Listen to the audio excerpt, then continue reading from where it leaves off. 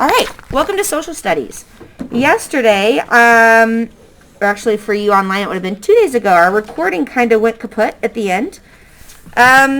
So we're going to go back and redo this part at the back because we did not do it in class either. So on page 56 and 57 of your textbook, we were talking about the reasons that led up to the revolution. So I need everybody in your textbook, look at page 56 and 57. We need to come up with the 3 main reasons for the American Revolution. And I will tell you, this is stuff you need to know for your test. So look at page 56. We've already read this, so I need your eyes to skim it. Some of you are not on the right page or can see by what you're looking at. Page 56. 56. I'm aware, and I already told you 58 is our new material, but we're going back to review what we learned last time. All right, so I'm going to give you about 1 minute to skim, and we'll talk about what do you think the main reasons were for the Revolutionary War.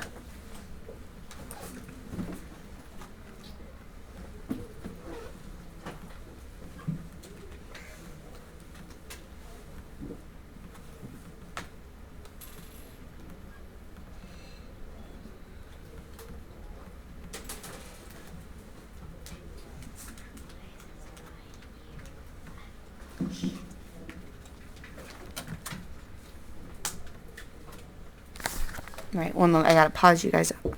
Okay, so I think we're ready to go over our 3 reasons that the revolution started, okay? And be specific. There were some specific laws and things they passed that were not fair. Noah, give me one. They wanted to be free from British taxes because they're making them poor. Okay, so this is what we call that. No taxation without representation. It's a big phrase. Here's what it means. You can't tax me unless the money I give you benefits me and my community, which makes sense, right? They didn't get money back. All the money was spent in England or given to the king. So, no taxation without representation.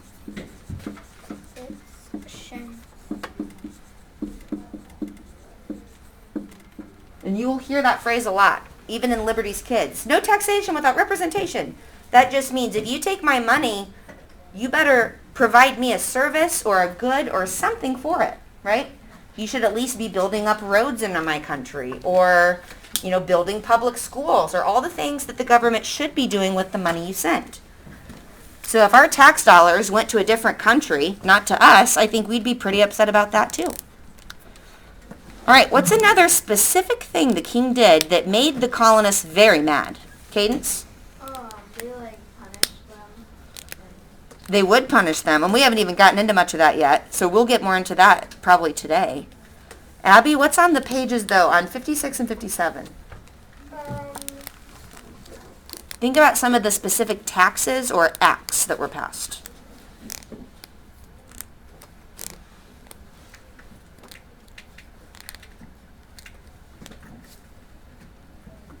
If you want to keep... Oh, sorry.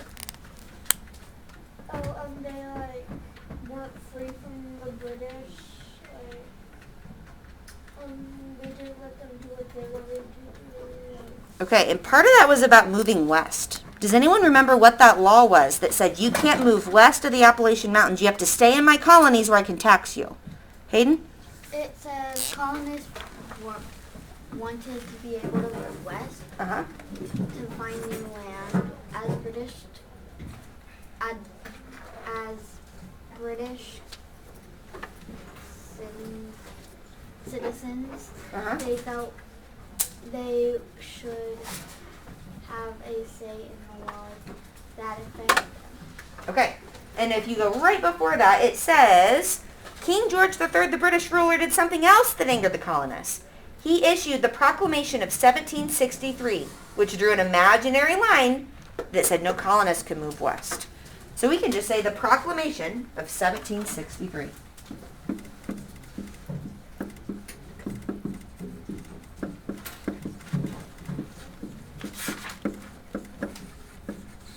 Okay, now someone else tell me in your own words, what did that law not let the colonists do? Because you need to know what this one means. Noah? What did this law not allow the colonists to do? Someone who just heard that. What did that law say? Emma? You can't move west? Basically, no moving west of the colonies. Because if they did that, King George wouldn't get their money.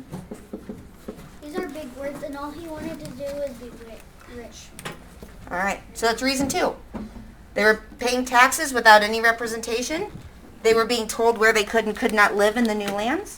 And there's another really good one that I'd like to include here, the Stamp Act. Okay? Go ahead and write the Stamp Act.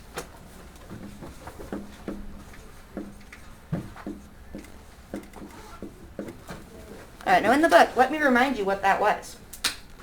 The British created a tax on sugar. They also passed the Stamp Act. The Stamp Act was a tax on everything printed.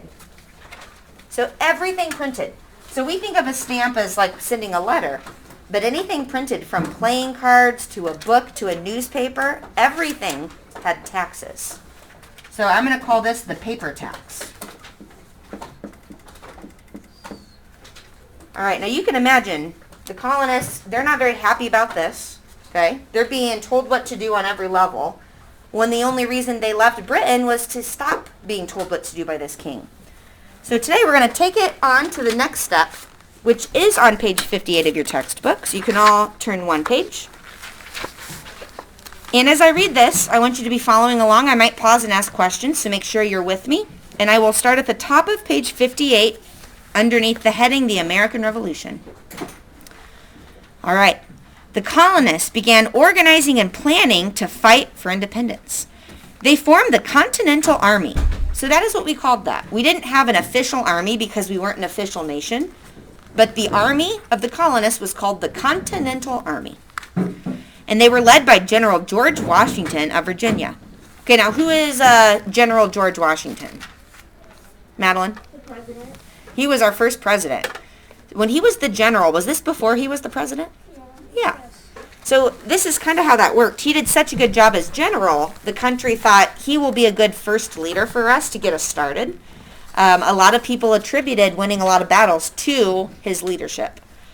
Okay, now I do have to say at the same time, was George Washington a perfect human? No. I don't know if any of you know some of his history.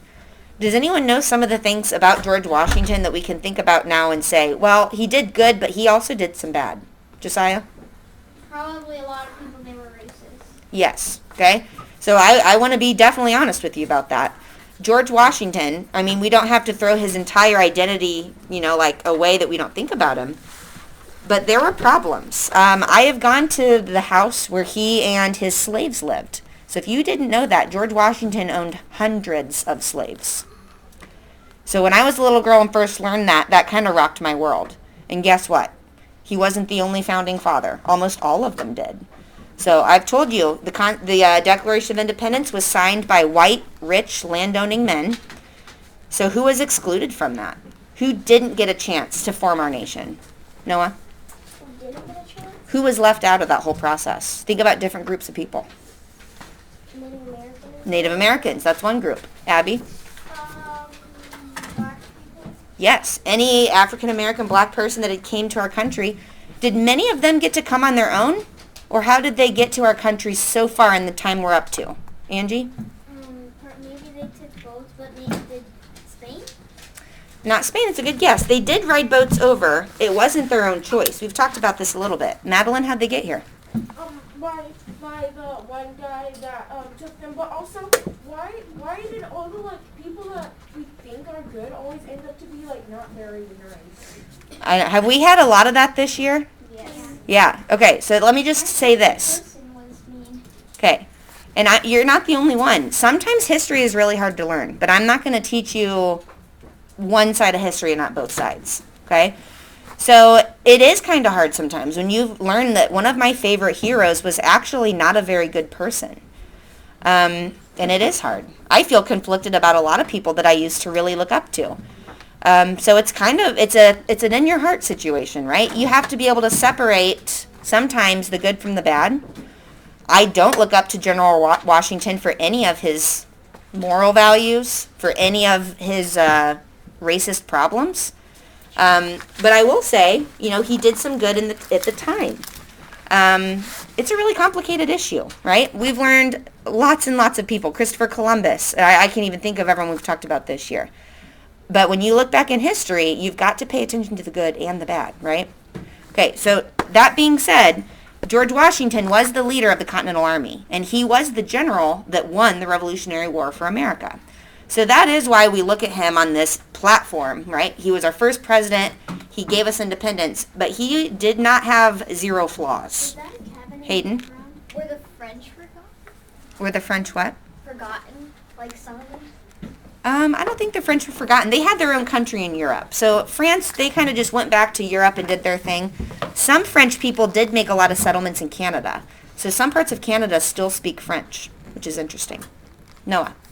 Did Abraham Lincoln own slaves? He did not own slaves. He came along a long time after, and we do think of him as the freer of the slaves, and he did do that. But the older you'll get, you'll realize it was less of his idea to do the right thing and more of what he thought he had to do to keep the country together. So even people like Abraham Lincoln had issues they had to get over in their heads about race, okay? So it's hard to learn, it's hard to listen to, but you'll learn more the older you get that history isn't neat, it's very messy, but is it important we know the whole story? Yes. Yeah. Cadence? I like my dad. He did that. Have most of us done a bad thing before? Yep. Okay. Can you always try to overcome that bad thing, learn from others, and do better? Yeah, that's our goal in life, right? We learn things every single day. All right, so back to the top of page 58. General George Washington of Virginia. So, King George III was furious. He sent soldiers to the colonies. Their job was to stop the independence movement. So as soon as he knew we were building an army, he said, sending my people in. You're not doing that. The colonists were successful in small early battles, but they faced a strong British army and navy. Soon it looked as if the colonists might lose. After a defeat in New York, Washington won a battle in Trenton, New Jersey. In 1777, the Continental Army won an important battle. The Army defeated the British at Saratoga, New York. Seeing that the Americans could win, France agreed to help the colonists. Okay, so that's when France kind of swooped into our rescue. The following winter was a terrible time for Americans. And I wrote a paper on this when I was a little older than you, and it's always stuck with me. So Valley Forge is what we're about to talk about. In the video on Brain Pop, when they had to wrap the guy's feet when it was snowy and cold, this is what they're talking about. Washington and his army camped at Valley Forge in Pennsylvania. It was extremely cold. The soldiers did not have enough to eat. Many of them didn't even have shoes to wear over that winter, so I can't even imagine how cold it would have been. The revolution continued for 6 long years. 6 years. That's more than half of your life. The revolution went on and on and on. Hold on one second. Across the colonies, more people became involved. About 5,000 African American colonists joined the Continental Army. Women worked at home to help. Some even fought on the battlefield. So there are stories of women who would dress up and disguise themselves as men so they could go fight with the other soldiers, which I think is kind of cool. Other women who weren't able to do that, they would work from home. They could make clothing to send. They could send food and medical supplies. They could create bandages that they could send to help treat wounds. So the whole group of the colonists were all really aligned on doing this. Got one more second, guys. Finally, in 1718, George Washington led his soldiers to victory at Yorktown, Virginia. The long war was over. Okay, so that's all the new information for today. Tomorrow we'll talk about how Indiana was involved. But it took 6 years. It was not easy. We won a lot of battles. We also lost a lot of battles. And if the French wouldn't have helped us, I don't know that we would have won that revolution. So it's very exciting that we had some good allies. Noah. Who is with us now? Isn't it French and something else? What do you mean? Like, we have people that if someone went to war with us, they would help us. It is a big network of countries. We have lots and lots of allies. A lot of European countries are our allies. We have allies in Asia, South America, all around the world. So it just really depends. But good question. Emma. My dad used to be in the army. Yeah? I'm sure we've talked about that a lot. We've got a lot of veterans and family members in here. Hayden? Well, I remember, I think it's in the Civil War or World War II. I think the White House got burnt because I read a book about this. So this is all before the Civil War, right? This is when we were first starting to become a country. The Civil War will be in about 100 years from now in this timeline. Okay, so we'll get to that down the road. Hudson. Yeah, the White House did get burnt, and they had to rebuild it because back then it was red. Like, I think it wasn't called the White House, but then they rebuilt it, and now they call it the White House today. With the fat and So we will, once we get past the revolution, we have to win the revolution first, then we can be a country and start building all our fancy buildings. So we'll get to that down the road once we finish the revolution. Madeline? Did you say brain pop? Because I don't think they did that on brain pop. They did that on the other video. I just watched. The one we just, oh yeah, it wasn't a brain pop, sorry. It was Schoolhouse Rock. Schoolhouse Rock. Emma. Can I put a social studies book? Yes, you may. All right. So, friends at home, thank you for joining today. Tomorrow we will learn more about how Indiana helped in the revolution. We will see you then.